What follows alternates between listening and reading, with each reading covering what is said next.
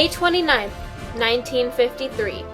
On the roof of the world, Edmund Hillary reached out a hand to Tenzing Norgay Sherpa for a handshake, but Tenzing waved his arms in the air and embraced Hillary, thumping him on the back. The news that they were the first to reach the top of Mount Everest, the world's tallest peak, was first relayed to Queen Elizabeth II, who announced it to the world on her coronation.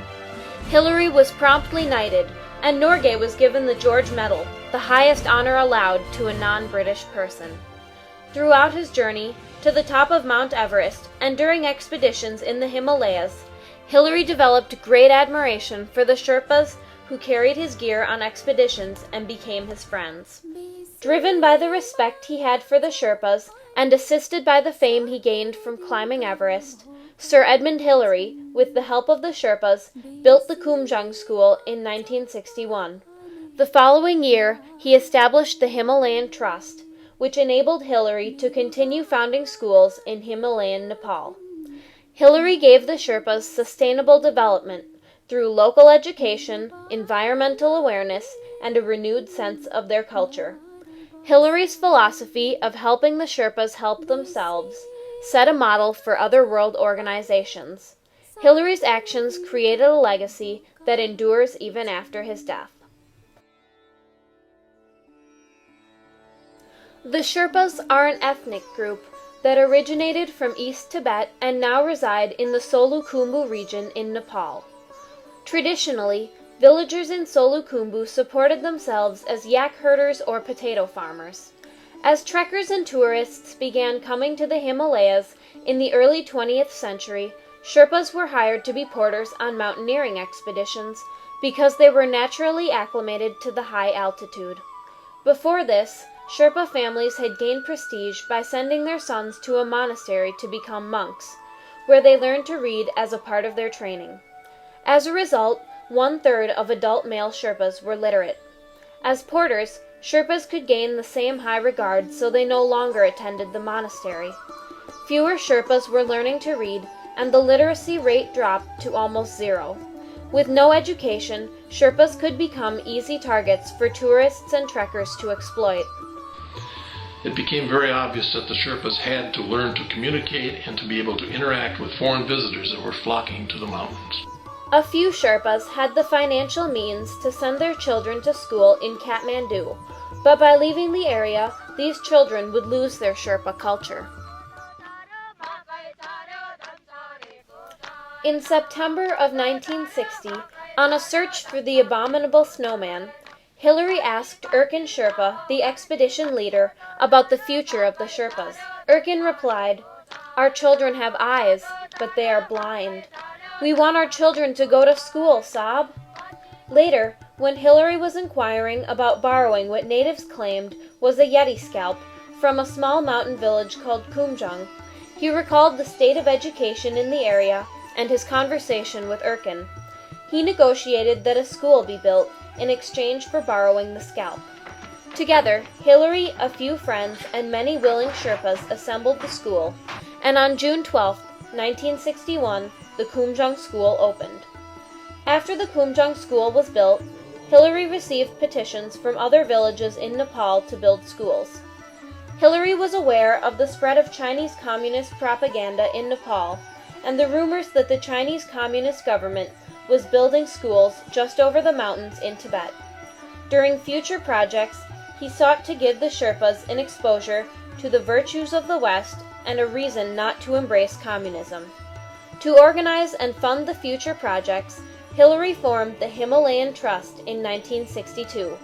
A year later, with the financial support of the Trust, Hillary and 9 others embarked on the Himalayan Schoolhouse Expedition of 1963. The local schools that were built by Hillary on the Himalayan Schoolhouse Expedition and through the Himalayan Trust made it easier for children whose parents depend on them to work in the fields to go to school. Sherpa children are educated close to home, where they become conscious that they must maintain and reinforce cultural and religious traditions, such as language, songs, and festivals. After all, says Mingma Norbu Sherpa, a graduate of Kumjung who was a leader of the World Wildlife Fund, These days, it is chic to be Sherpa.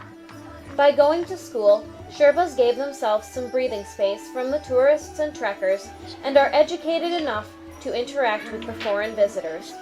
A local aphorism puts it perfectly. Like yaks, tourists give good milk, but only if they are well fed. Educated Sherpas also became aware of the effects of tourism and logging in Solukhumbu. Hillary established Sagarmatha or Everest National Park in 1976.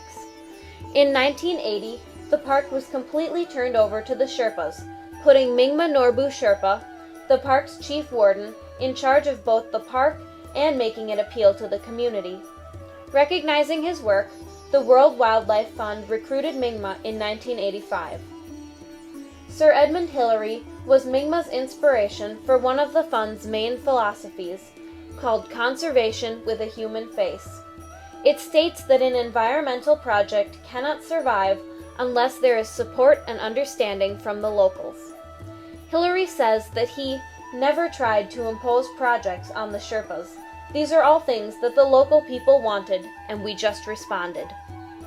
Mingma has worked with the governments of China, India, Pakistan, Bhutan, Nepal, and Myanmar to help the locals help themselves and their environments.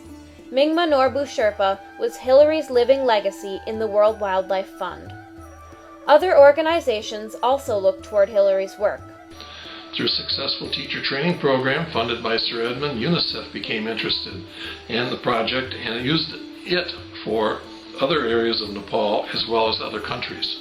After attending a talk by Hillary, Greg Mortensen, author of the best-selling book 3 Cups of Tea, was also inspired by Hillary and now builds schools in the mountains of Pakistan and Afghanistan.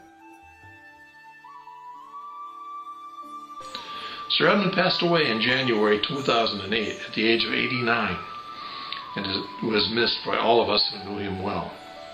He asked before he died that his projects in Nepal be continued, and this is being done.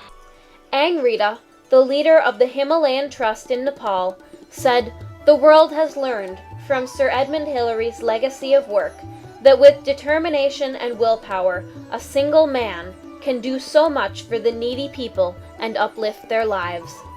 Throughout his life, Hillary and the Himalayan Trust built 27 schools, says Mary Lowe, a trustee. Now the trust supports 63 schools and pays for and transports all the textbooks each year. The Nepalese government also gives the trust an annual grant and provides some teachers. The Himalayan Trust now has branches in 6 different countries. While he was running the trust, Hillary encouraged the Sherpas to ask for only what they needed. That concept remains today, says Chris Goddard, another trustee. Unlike some charities, it does not walk in and tell the people what it thinks, through its Western eyes, the village needs. It only provides what the locals ask for. The first class at Kumjung had only 48 students, but now, Kumjung, Hillary's first school, has almost 400 students. As a direct result of Hillary and the Sherpas' efforts, the Sherpa literacy rate has risen from nearly 0 to over 50%.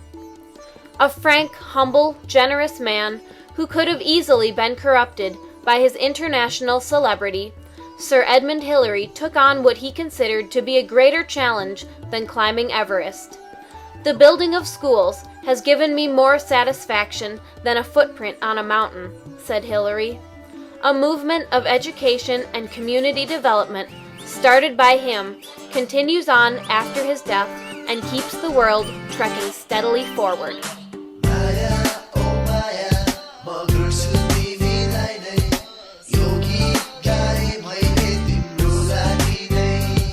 छाडिदिउँ अब आशा यो मेरो कस्तो कर्म तिमीले किन बुझेनौ मेरो मनको मर्म तिम्रो साथ पाउने आशामा लिन्छ अर्को जन्म माया हो कि या हो यो मेरो भ्रम हराउन मन लाग्छ केवल तिम्रो सम्झनामा हर दिन जागिराख्छु केवल तिम्रो कल्पनामा भयो जिउनु गाह्रो अनि बाँच्नु यहाँ साह्रो आँखाको बाटो भई मनभित्र पस्न गाह्रो अँध्यारो जीवनमा